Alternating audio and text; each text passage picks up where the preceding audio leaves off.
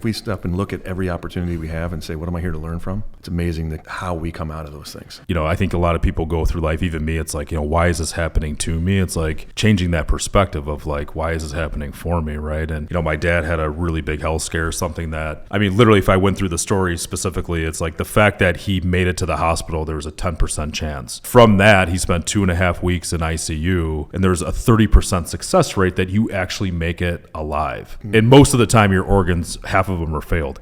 He made it through. Like, you go through all this stuff to the point of like, I like using AI and ChatGPT and stuff, like running all those scenarios through there. ChatGPT told me there's no way to explain this other than God. The AI scientific thing that should not say that, right? So like, I think in my life, it's just, strong things like, how is this happening for me? And I think a big part of like my learning, it's I can't control anything. So if you go back to that instance on that thing or the health, it's like, you're not really in control of anything. And like, that's been a big thing in the last 2-3 years of my life. It's just things are going to happen, and you have to give it up. And where are you going to give it up to? Welcome to The Roll Call, the podcast where we dive into the roles that define us. I'm your host, John Glahn. On each episode, we explore the journeys of people discovering their true roles in life, business, and beyond. Get ready for inspiring conversations about finding purpose and authenticity. Let's roll the roll call. All right, welcome to The Roll Call, everyone.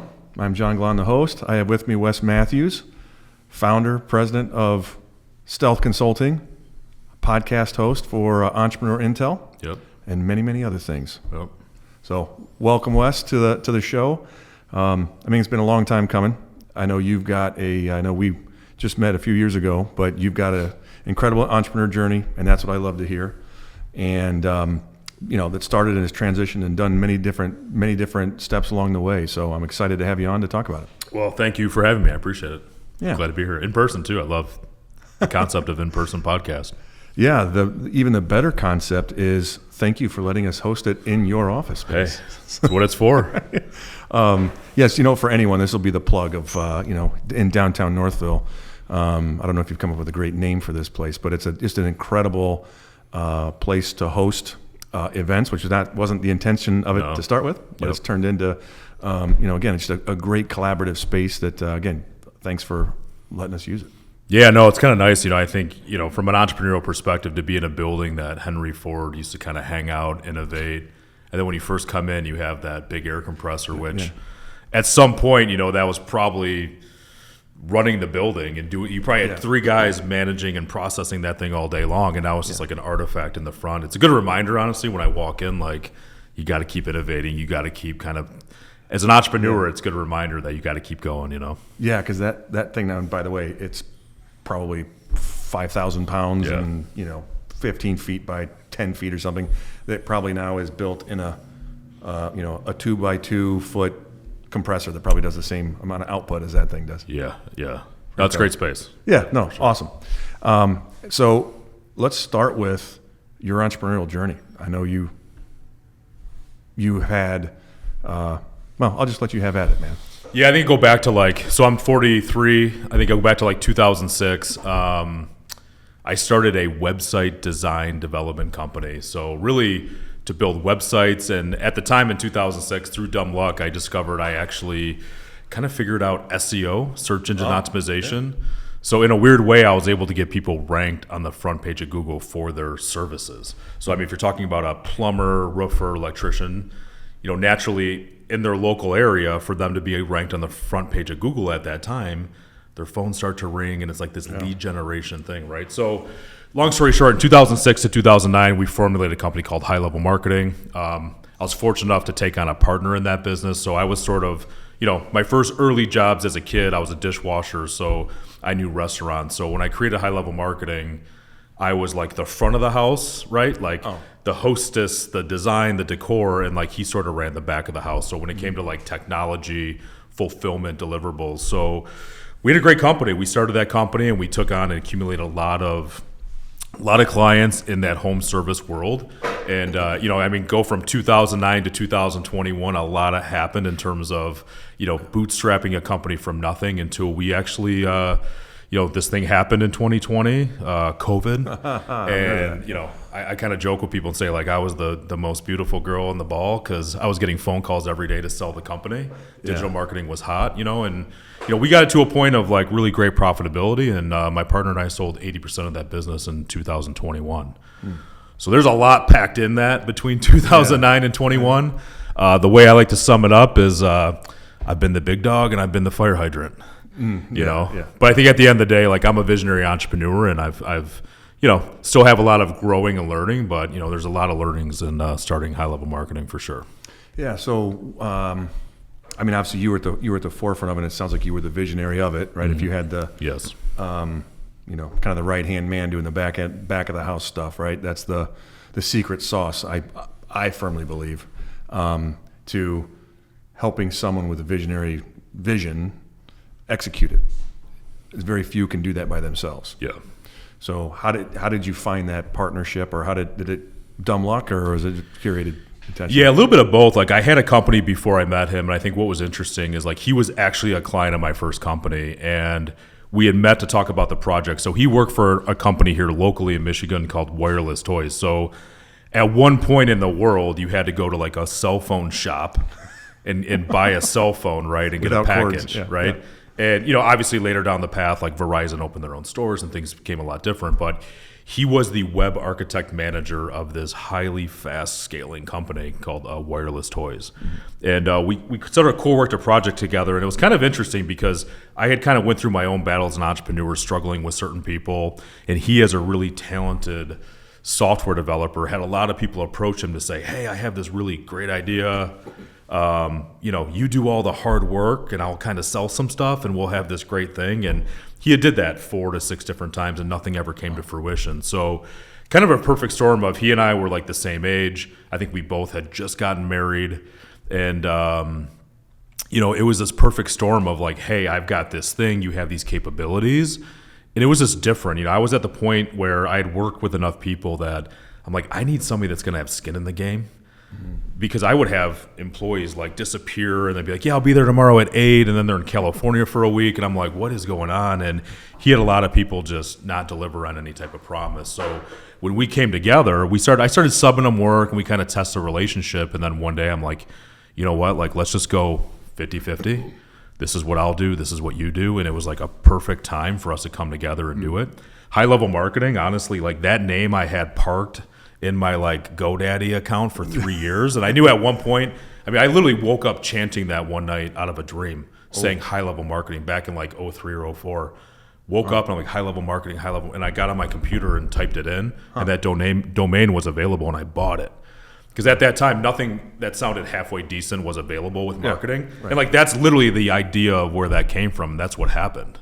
Divine intervention. So, it's one of those things where I think as an entrepreneur, a lot of things might be true. I was young, but at some point I had this idea of like, I want to do this by myself and make as much money as possible.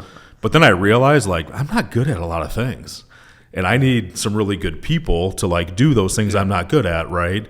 And I said, I could probably excel or do something that much faster with somebody. And I think that's ultimately where in 2014 I heard of EOS Traction. Yeah. And that's when I read Traction, and I'm like, oh, I'm not clinically crazy. Well, maybe, but I'm a visionary. And honestly, like I was a visionary and he was an integrator. Right. We just didn't know it. And that kind of sealed our next phase of growth, honestly. Yeah. No, that's what well, number one, I want to back up to, you saying, hey, let's just go 50-50 on this. For you to have that vision back then to say, because most people, again, any business owner, right, going into a partnership is, most people tell you don't do it, right? Yeah.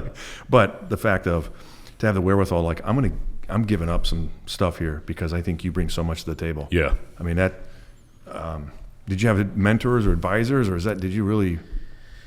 For that specific instance in that moment, like the one thing that stuck out, like he was a really talented software developer that was an architect by trade. So here's somebody that went to Michigan, very scholastic, really smart, and then there's me, right? Like I went down the unconventional route of like, dropped out of, community college and always kind of went down this other path. And I kind of looked at it as, I think this is going to work because one, we weren't friends before. So there was like no baggage. Yeah. And then we got along really well. And what I did see then, I had, reflecting back, it's he did this and I did that. So we intersected a little bit, and I think that was like the beauty of it. We're both not, hey, we both want to be the this or the head of that. It's like, no, like you do technology and ops, and I'll bring in all the business. So it was, I mean, it's a lot of divine intervention, honestly, when I think about it. No, that's great. And that's, that's really you bringing up traction, obviously, right? So, I was in the EOS world. That's what pulled me into the business coaching I'm doing today with Bloom Growth Operating System. Similar concept from that perspective, right? And the same thing, I remember reading the book Traction, and it was like, you couldn't have a more of an aha moment, right? It was the same thing with my partner at the time. Like, yeah, I totally identified on the visionary side, and I'm a train wreck on the other side, right? Yeah. It was helpful, right? I think for him, he's probably in that 5 percentile, right? Who's like visionary and integrator. Yeah. And the one thing that I think he and I both agreed on quickly, we're both terrible managers of people. So like, I think a lot of it for me, like, I really don't have a filter. I kind of say what I mean. And the reality of us leading that company was we both put out there quickly, like, we're terrible managers of people.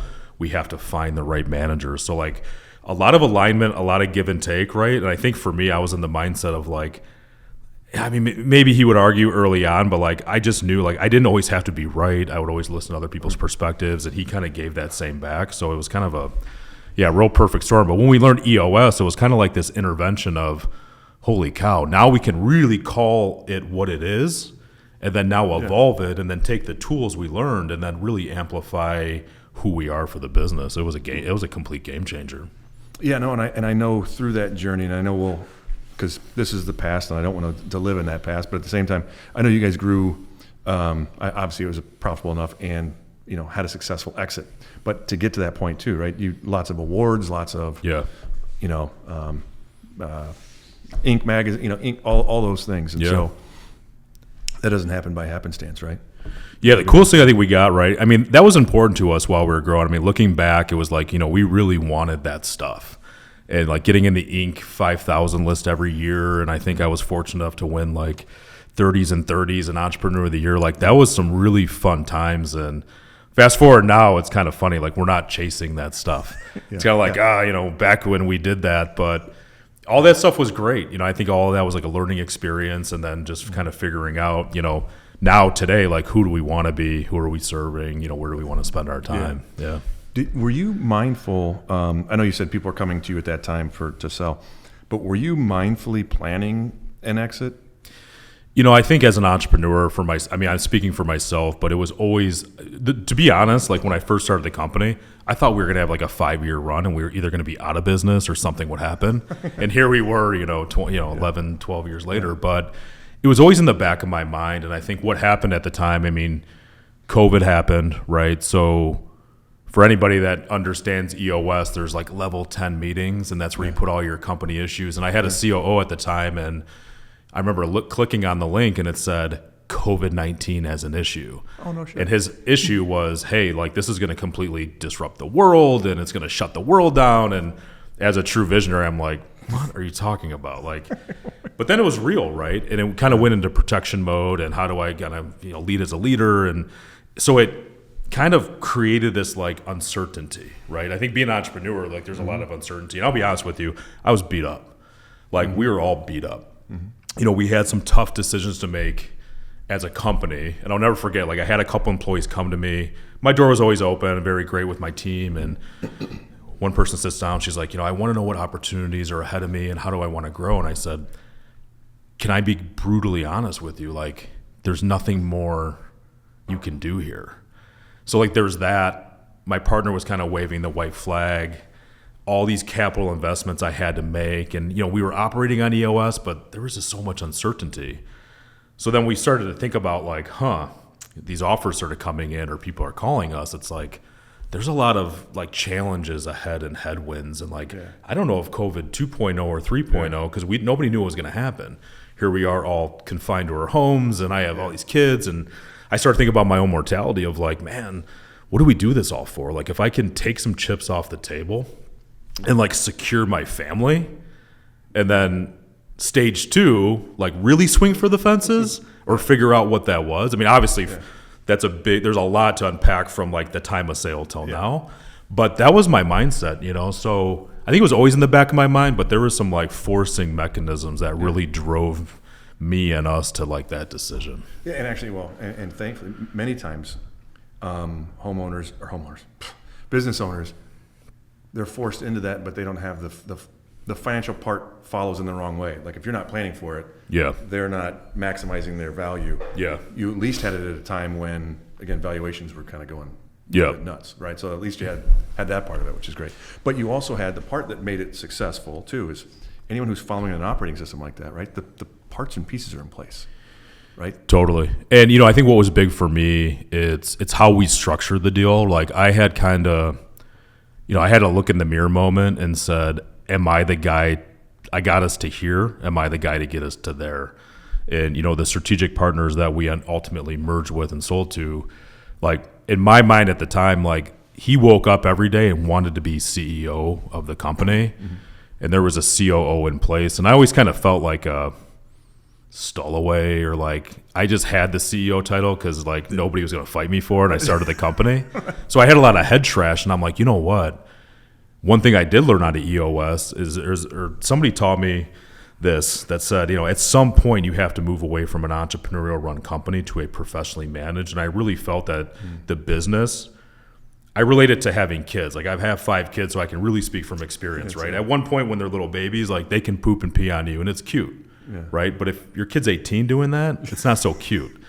And I felt like the company where it was, like, it's on its way out the door and it's ready for like the next phase. And I remember that conversation I had with that employee, and I'm like, this is a win-win-win because we can take some chips off the table, and then the employees, it gives them opportunity. Now we're a 100+ person organization at a $20 million plus a year, like a lot of opportunity. So, I mean, at the time, I don't think some of my employees were thinking that way. Like they were upset with me. It was a different culture, but ultimately that was part of the reason why I did it. And look, let's face it, as entrepreneurs sometimes, I mean, payroll was out of control. Like, I mean, there was a lot of headwinds and a lot of investments that we were going to have to make. And I felt like taking chips off the table, consolidating the company, because my partner and I stayed on for a period of years too, which we then can participate in sale 2 of the organization. So it was very structured in a very strategic way. Yeah. Because I remember that right back then too. Yeah, salary. There was lots of poaching, lots of opportunity to figure out how the hell we're going to come up with 40% extra payroll people are asking for, right? So let's fast forward. So you are not in the day-to-day of that. What are you doing now? Very unemployable, what I realized. I knew I was very unemployable, but trying to stay somewhere for 2 years, like my goal was transition this as cleanly and as best as possible. Like that was my personal fiduciary. So I stayed there for 2 years, and then it was just like that was it, right? So it took me a minute, right? I mean, I feel like I took for granted like how much of my life was really wrapped up into that brand, and trying to like shed that old skin. Like I was known as like the web guy or like whatever. So like trying to then come out of that to say, hey, like, and look, I'm an entrepreneur. I put a lot of pressure on myself. Like I got to do it again. Right. Like I have to strike gold twice or strike oil twice. And so it was a struggle. I talked to a lot of people in the sense of like, get very clear. And there's a tool in EOS or Bloom Growth called the Vision, the VTO, or like, I didn't do that for my personal life, and I should have. So I struggled for like a year of like trying to really understand like, what do I want to do? Like I could only swing the golf club a certain amount of times until I'm like, there's got to be a bigger purpose here. And the interesting thing I kind of did was, what did I love about my last business and what did I hate? I kind of did a mini SWOT analysis almost. And the one thing I loved is working with entrepreneurs. I love entrepreneurs. I think in like a previous life, I was like the corporate whipping boy or something because I just can't stand large enterprise companies. But the reality is it's like I love running into problems and helping entrepreneurs, and marketing to me is like that black box of like confusion. And I knew a couple things to be true coming from an agency. At some point, a client's going to be pissed off at you because typically at some point they forget to realize like what they're investing in and what they're getting back in return. And I mean, I've seen this over and over and over again. And also too, visionaries or decision makers hiring really the wrong people to sit in the marketing seat. So I was kind of sitting back of like, okay, what do I want to do? Where do I want to spend my time? And I had this vision again of like, just like the high level marketing, it was stealth consulting. And, as a kid, like I don't have a military background or anything, but like stealth was cool. It was like this, you don't really know what it is, but it's like flying under the radar, and a lot of people don't know what I do. So I'm like, this kind of fits, and I kind of like the brand. And then I ran into this building, and it's just all perfect. Yeah. But for me, I'm like, I like to be that trusty resource for visionaries, because it's really hard to decision make as a visionary without having the right people around you. And to give somebody confidence in marketing to say, hey, before you spend $1 million or whatever you're going to invest, right, this is a good idea. And like, here's how we're going to measure and work alongside with you. So I started a fractional CMO company. That kind of fast forward us to today. Yeah. And again, what it means, because I see it all the time, is that when someone's hiring a marketing person, right, for the small and medium business, or a lot of the, in that range that I deal in, it's generally like, hey, so-and-so's a fun, creative person, like, let's make them the marketing. And, there's a piece of marketing that's just about creativity, but there's a lot of nuts and bolts in actually real marketing, right? And I think that's where a lot of the frustration comes in, or a lot of the failures that come in, or why people are like, fuck, I'm done with marketing. Yeah. Right? So where do you fit in, and how do you? Well, I think, look, a visionary entrepreneur, there's no shortage of ideas, right? Mm-hmm. But the reality is most of them lack the ability to execute. And I think what happens is when you're building an entrepreneurial company, especially in marketing, what I've seen oftentimes is like that visionary will put this marketing person in that seat, and they could be a marketing coordinator or whomever, and they put so much on that person. They still want a strategy.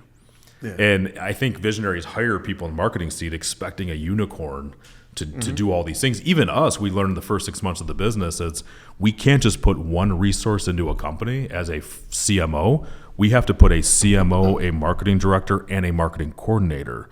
So we had to shift and adapt. And now when I work with a client, we're plugging in 3 bodies and a brain power of a team, because that's what you actually need to be successful. Because the CMO strategy, the marketing director is high level, project manage, get stuff done, and then the coordinator is going to do everything that those two don't want to do. And there has to be this perfect rhythm. So really what we do is we extract all that information out of the visionary in terms of where have they been, where do they want to go, how does that match their growth goals, and then we fulfill that marketing seat for them and just execute and get work done. That's the piece that I love that you added in there. Has been a sore spot with my own experience with my own company having fractional, whether it's fractional finance or fractional integrator, fractional whatever it might be, is that most companies that need one, right? You're in that mix of they don't want to hire someone full time, or they can't, right? And because to get someone of value that you're talking about, right? Not just some kid off the street that can actually strategize and know what the hell to do versus social media. Yep. There's a value to it. Well, most of the time when you're hiring someone that is a fractional whatever, they've got 20 to 30 years experience in the field, and they're great at popping into a client and understanding their needs. The problem is they're also at a high enough level where they're not coming in to do the shit, right? They're the ones that they love doing the strategy. But most people then expect, hey, once I offload this to you, who's going to do it? And they expect it, and they get frustrated because that guy's lazy, he doesn't get it done. No. They misunderstand, or they're misrepresented, one of the two, what that role is. Or it's just those fractional people just get it wrong because they haven't explained the rest of it to get it done. So I think I love what you're... So that's what I saw. Like that was the beaming, like, strategy. Like you can go to ChatGPT and get a really tight marketing strategy, but you line up 10 visionaries, they're not going to do anything about it. Right. So to me, it's that juice in the execution and having... So for me, like the whole name of Stealth was... I've been in the experience of having a lot of employees, right? I don't really want a lot of employees and put butts in seats. I want Navy SEAL level team members that can just really be at that level. So it kind of fit with Stealth in terms of how we go to market. And, there's also this challenge out there. Like if you're fractional, a lot of people go fractional because they had some success in a company, or they might have 1 to 2 clients. But the reality of what I want to build in our background is like building our own IP, and then we have a brain power. So like, it's kind of lonely being a fractional or a consultant off by yourself, right? Who are you going to bounce ideas off of? So I had this vision of like, I don't know, I kind of felt in my first company, like sometimes people would question my hiring skills with people. And I'm like, because I was like, I see something in them. And I think having this team of, stealth team members that can kind of bounce ideas and attack things together, I mean, it just, everybody wins. They win, the client wins, and we hold the agency accountable now.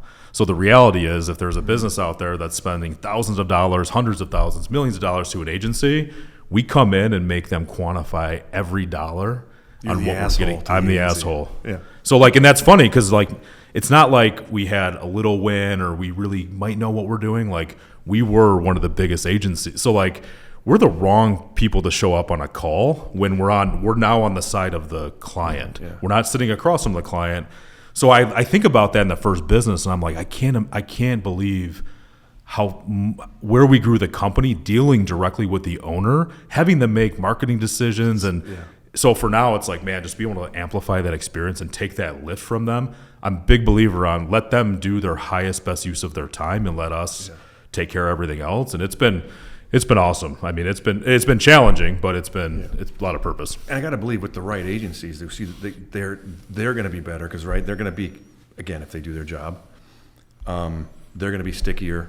It'll be a stickier situation for the owner because then they're actually showing results versus offloading in their own without, maybe they're being sent in the wrong direction by the owner because they don't know. You hit on the head. I mean, that's oftentimes one of the challenges. And so they actually love when we get involved because now they know exactly what they need to do. So really it's a win-win-win for everybody.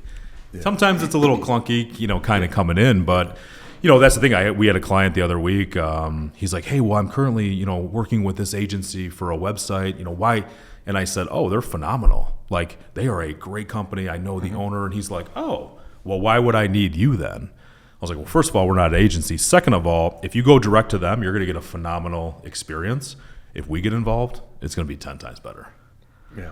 That's really what we do. Like, we're just going to amplify the experience and just really streamline things and make it that much better. So it's been a ton of fun, So I think I started the company, pretty much went to market December of 2024. So we've had all of 25, and here we are like in June.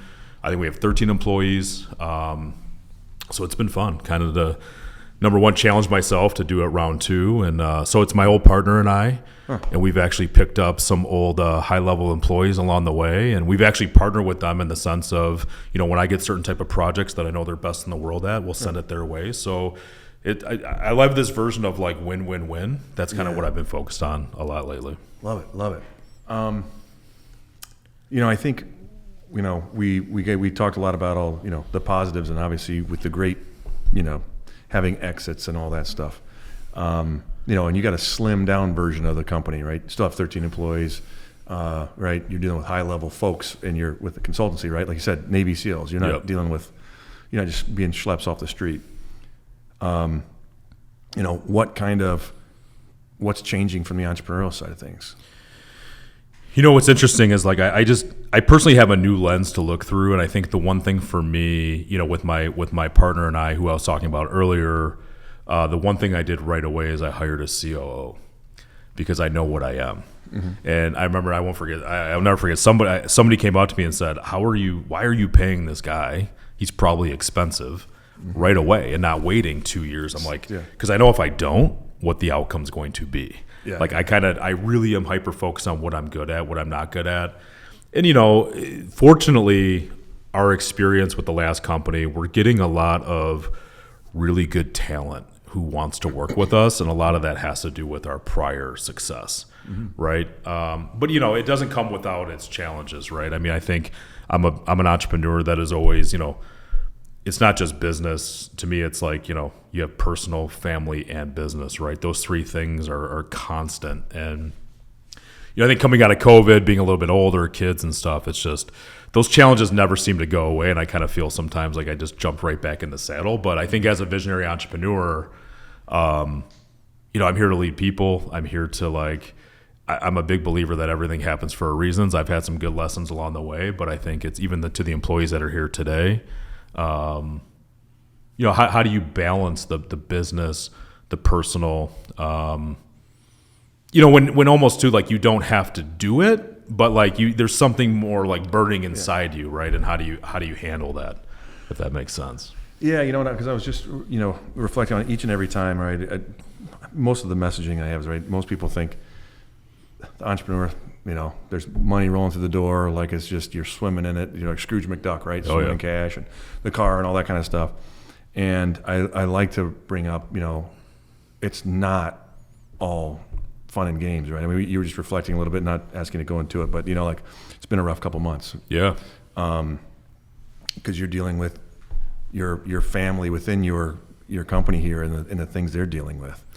Yeah, it's tough, right? I mean, it's tough because you hear people like, oh, business is business and personal is personal, right? But as an entrepreneur, and especially like at the head of a company, you have to sort of look at all those things. We've had some things happen in here that I don't think have happened in the last 15 years of my last company when it comes to some employees and some personal things. I mean, some really tragic things even in my life. And, I think it's just an opportunity to kind of grow and rise as a leader. And, how do you deal with that? I mean, I think everything up until this point has been a test. And, it's just like, how do you show up as a leader? And, a big lesson for me is, just looking at it from somebody else's perspective, right? And putting yourself in their shoes. I mean, it sounds really basic, but I think there's periods of times when you're growing a company and you just kind of like, you're really not paying attention to getting back to basics. You forget. But, it's just, how do you add value? The team's watching you, and how do you just, I think there's also opportunities where you can, really,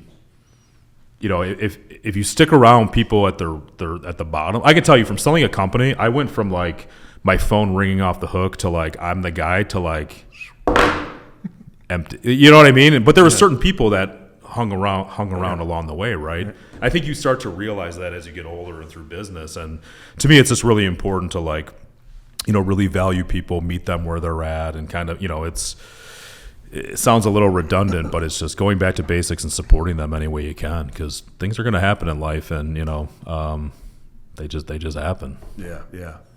I'd like to go back because I do recall, and probably should have done my homework before, but it's coming to my head because I recall you in your transition in between, right, in between 2021 and now, and like you finding some things out about yourself, and I recall there was you were looking for that something of like, how do I, again, searching for within yourself.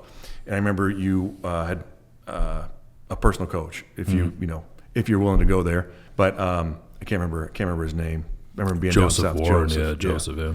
Yeah. So just curious, it did in that moment, was that a helpful piece for you of like getting external counsel or?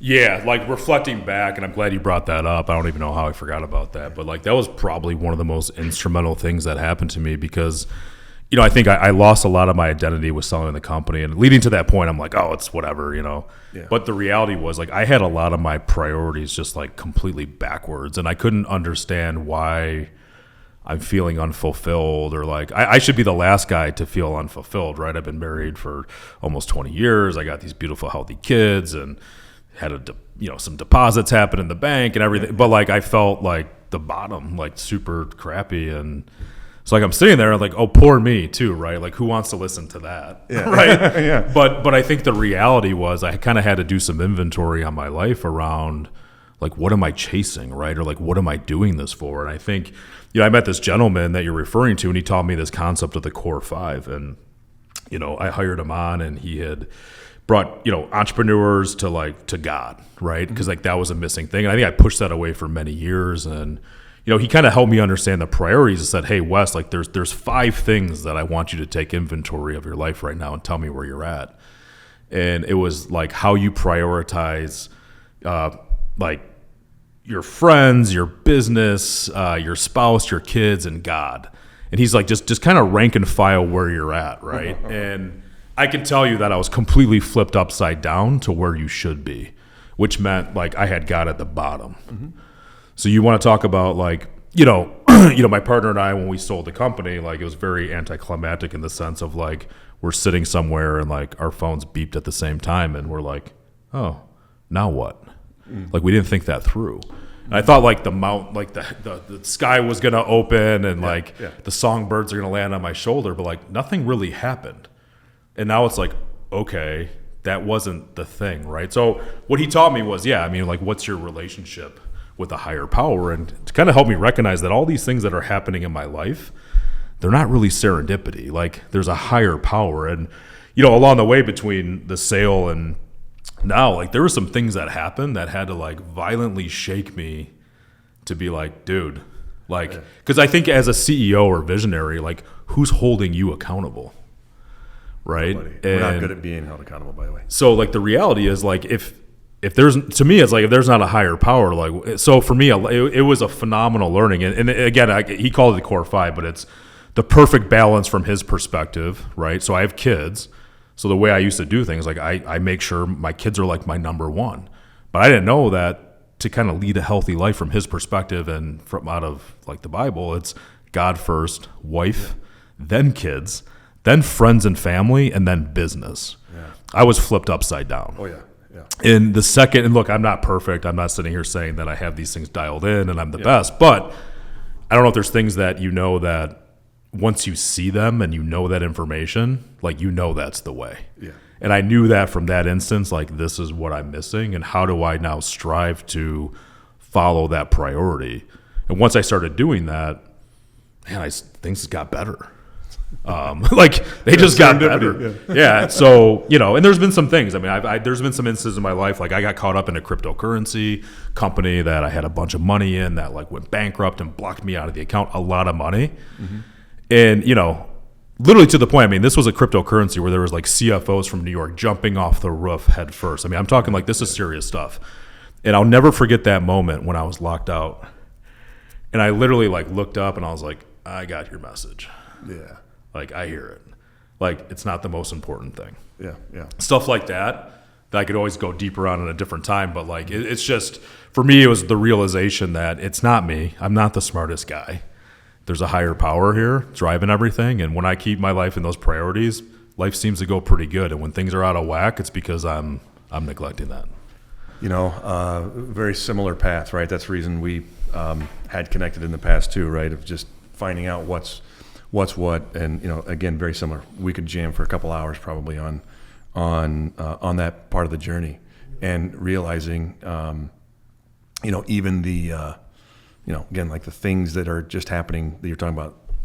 There's a reason, and I firmly believe that. And I can say that I would blush saying shit like that in the past, right? Like people saying God, and I'm like, and I grew up Catholic. I grew up, again, but I questioned it for my whole life, and I need to see evidence. I'm an idiot, right? I need to be crammed in my face. I don't need that anymore, right? Yeah. I see it and I know it. So what am I to learn from this, right? With these things that are happening. No, so that's where from an evidence-based, and from if we stop and look at every opportunity we have and say, what am I here to learn from? It's amazing how we come out of those things. Well, it's almost like, I think a big thing is I learned, there's this book out there called like the 15 Commitments. And, I think a lot of people go through life, even me, it's like, why is this happening to me? It's like changing that perspective of like, why is this happening for me, right? And, my dad had a really big health scare, something that, literally, if I went through the story specifically, it's like the fact that he made it to the hospital, there was a 10% chance, right? He had one of the most technical surgeries, right, for survival. There was a 10% chance that he actually makes it out of surgery. He made it.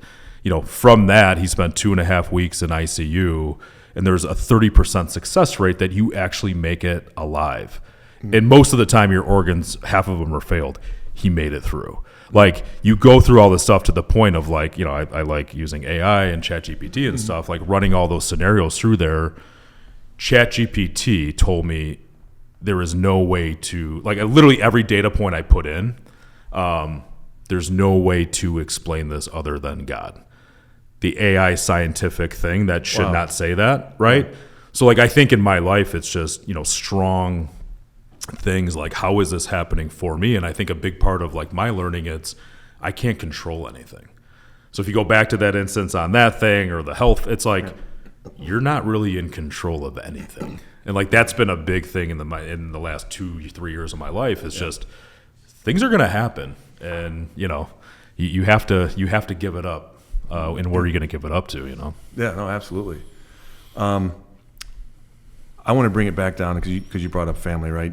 And again, the roles that we play, and now you just racked and stacked them for us, right? On the roles that we play, and your podcast is about entrepreneurship, and and this one's a hell of a lot about it too. But when you re-rank and restack what your priorities are, right, the roles that you play at home. So you're a knucklehead like me, where you got a little bit of a gap between your oldest and your youngest. Yep. Yep. And explain to me how, you said you had some things backwards. How has that shifted? What role how do you show up at home now? Yeah, what's interesting is like I always had my kids really dialed in, like super important to me. Like you hear these entrepreneurs talk, and a lot of things are, I'm working all these hours and missing little Johnny's game. Like I would never sacrifice that. Like early on, I'm like, if it's this contractor, this client, like I'm going to be at the hockey game. I'm going to do that stuff. So I always felt I had my kids dialed in. I think for me, it was like the face side and putting my wife in front of the kids, right? I had that really backwards. So like making time for that, there's some extremes out there. Like I know guys that like the little kids will run up to him and he'll like hug his wife first. Like there's things like that. And again, I'm not perfect with any of this, but I think it's being more conscious of that pecking order. And even like during COVID or like golfing every day and like,